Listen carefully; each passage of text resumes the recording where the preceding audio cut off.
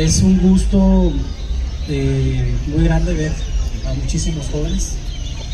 Parece que es un logro importante que se está haciendo desde el instituto. Eso hay que reconocerlo. No es tan sencillo que los jóvenes pues estén acá y poniendo atención. Yo voy a comentar muy rápido un tema que me parece importante, un poquito para darle continuidad a lo que planteó el doctor Peter. Y iniciaría con algo muy importante. En el Centro Universitario del Norte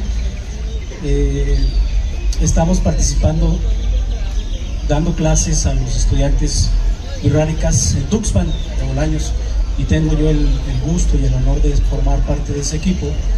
Y ahorita el doctor Peter me hizo recordar algo. Cuando estamos con ellos en las clases de historia, ellos preguntan que desde cuándo está la cultura wixárika. Entonces es una pregunta potente, fuerte, que permite reflexionar mucho. Y yo lo primero que hago con los alumnos es que trato de imprimirles mucho ánimo a su propia cultura, y trato de expresar el orgullo que deben de sentir por ser una cultura que se mantiene viva, que tiene lengua, que tiene vestido, que tiene costumbres, que tiene historia. Y a veces cuando está uno en clase con ellos, lamentablemente a veces ellos mismos no son conscientes de la riqueza cultural e histórica que portan sobre sus hombros. Entonces yo lo primero que les digo es que se sientan muy orgullosos, que desde luego nosotros también lo debemos de hacer, porque son una cultura milenaria y que nosotros convivimos todos los días y a veces no somos conscientes de esa parte. Entonces ahí sería como un primer llamado de atención a todos nosotros. Digo, hay que respetarnos entre todos, no solamente porque sea una cultura específica mesoamericana, sino porque hay un pasado histórico que sus hombros vienen cargando. Entonces me parece que eso es importante. Mi participación la voy a centrar en algo muy particular y tiene que ver con algo que se discute mucho aquí en Tlaltenango sobre si tenemos o no una fecha específica de fundación de Tlaltenango.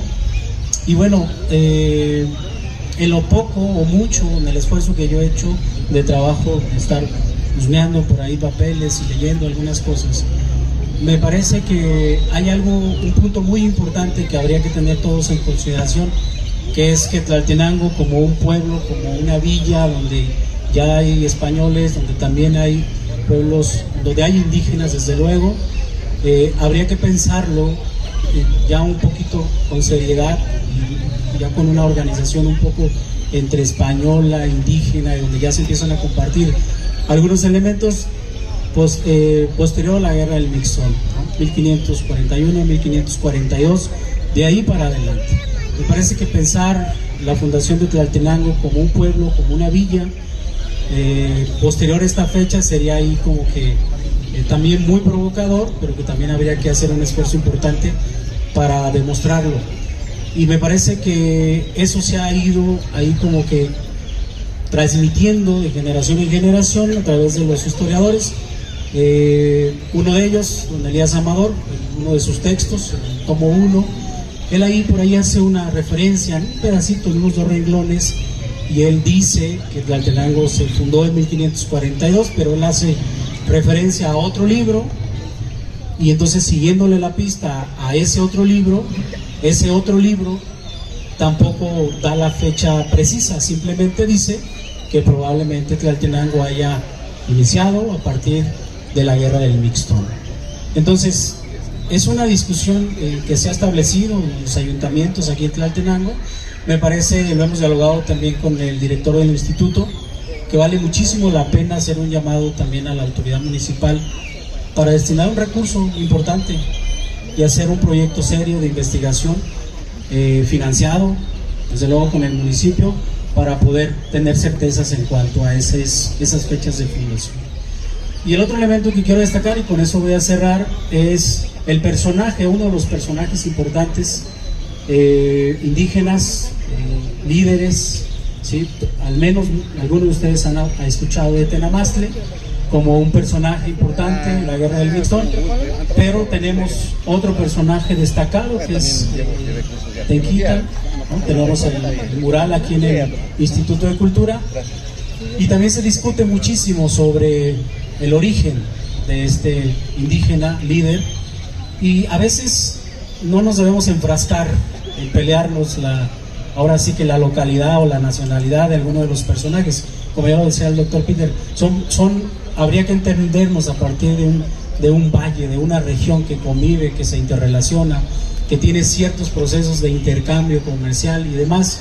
Entonces a veces cuando reducimos un poquito la explicación a tratar de decir que mi municipio es el centro del universo y demás, a veces nos pierde un poquito la perspectiva y podemos ahí generar un poco de polémica.